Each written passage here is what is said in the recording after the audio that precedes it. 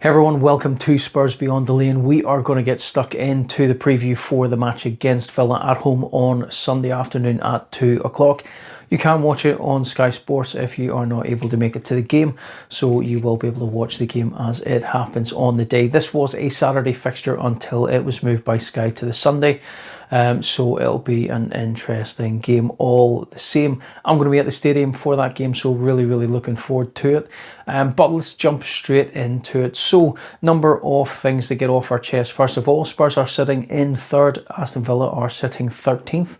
As it is a home game, expecting big crowds and hopefully a really good result today as well. But when we look at the kind of last game run for us in the Premier League, we have won 2 out of the last 5, 2 draws and a loss. Our last game was, of course, the 2-1 away victory to Leeds.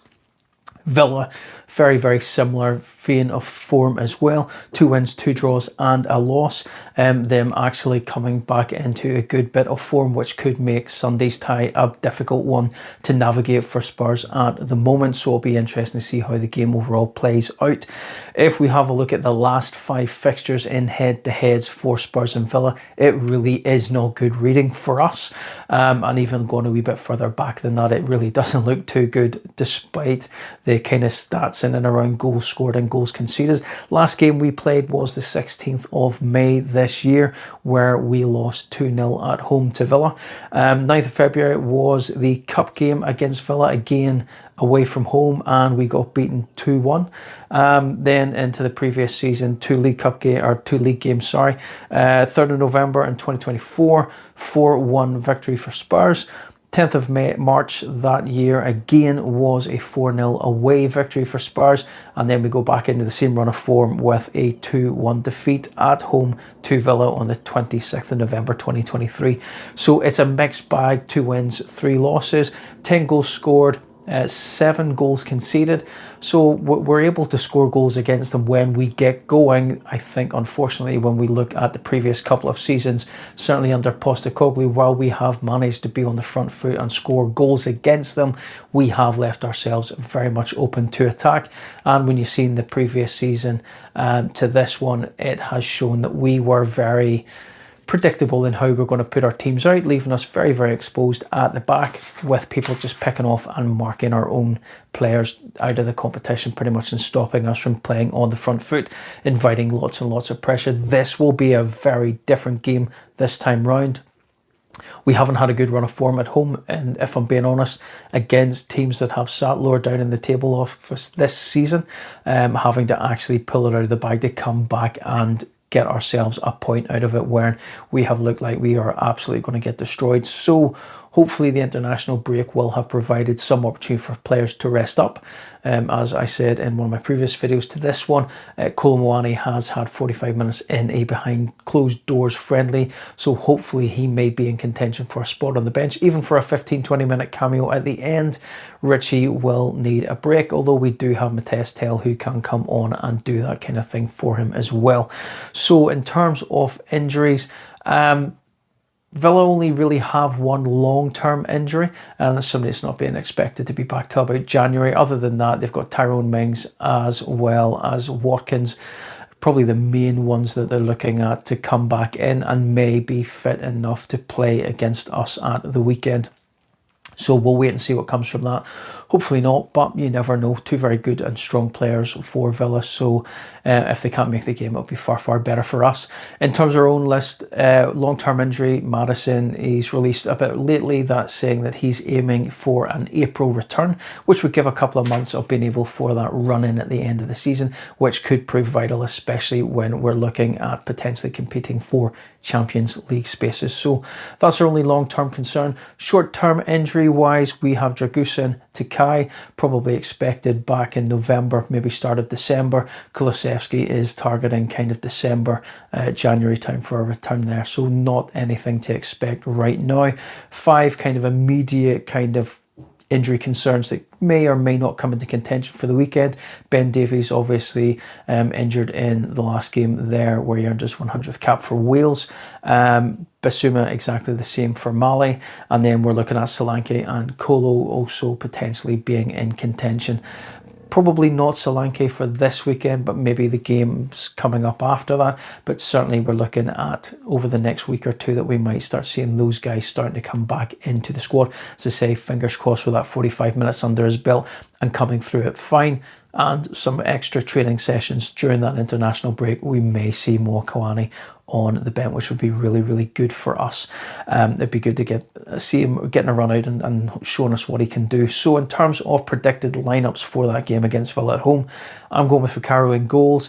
Kinski was not involved at all on the international scene and, to be honest, hasn't really been doing an awful lot in the background. So Vicario, an unused substitute for the first game. I don't know if he played in Italy's second game. And Ndogi was very similar position to that as well. So hopefully they're coming back fresh. And as I say, Vicario is the number one goalkeeper right now, despite some of the claims that are coming out that we are looking at bringing in a third choice keeper, moving ahead of Brandon Austin and potentially either taking the number one spot or competing with the other two. I just don't see that happening at all. Vicario is still one of the best shot stoppers, although he has done some questionable things over the last few games, which I've mentioned in a couple of videos beforehand as well. So I don't expect anything to come off that. But for now, he is number one. Defence, I'm thinking pretty much similar. Porro in the right, Van de Ven and Romero in the middle, and I would probably expect Spence to start the game against Villa simply because of him playing international duty and actually playing very well and getting 90 minutes under his belt in the last game as well, with Ndogi dropping to the bench. But those two are very much compatible in terms of switching in and out. I do think that Ndogi gives us a bit more going forward, but Spence is able to come back and track back a bit better than Ndogi. But either or, but I think Spence will start the game on Sunday. Midfield, I think we'll look to start strong in this one, so I think we'll be looking at, hopefully, we'll see Bentancur and Polina starting those slots. Polina was an unused sub in the first game, which was a travesty, and came on in the second game for about 20 odd minutes or so into the second one. So fingers crossed, comes back nice and fresh and able to do everything that he does so well for us so far this season. Rumours abound that we are looking to make that a permanent transfer in January as well, which hopefully we will do, and at a slightly lesser value than the 26 million option to buy at the end of the year. So we'll see what happens with that, but at the end of the day, those are the two starters for me. Hopefully we'll see Xavi continue in that number 10 role as well, especially since he played exceptionally well and had a lot of creative chances and opportunities in the game against Leeds as well, because we looked a bit poor when he came off, which means onto the attacking options. Kudus is first name on the sheet no matter what on the right hand side. Richie, I think, will continue up front as a start, and on the left I think we'll actually see Odobert play. It's a wee bit of shame on Tell. We may even see him start, but I think Richie will get that starting slot up front with Odobert on the left. Both Tell and Odobert have been sensational in the last two games for French under-21s. I think it's something like 8 goal contributions between the two of them over those two games, which is a phenomenal thing to see and hear. So hopefully we'll see Odobert on the left continuing that run of form. As I said, maybe a wee bit harsh on Tell, but I think he will drop to the bench for Richie. So that's my starting predicted 11, but there's obviously a number of ways that those things can be interchangeable. You may even see Bergvall playing into the number 10 with Xavi out onto the left, but I'm really hoping that we won't see that. In terms of score for Sunday, I think it's going to be a hard game, especially that Villa are now on to a run of form and seem to be picking things up.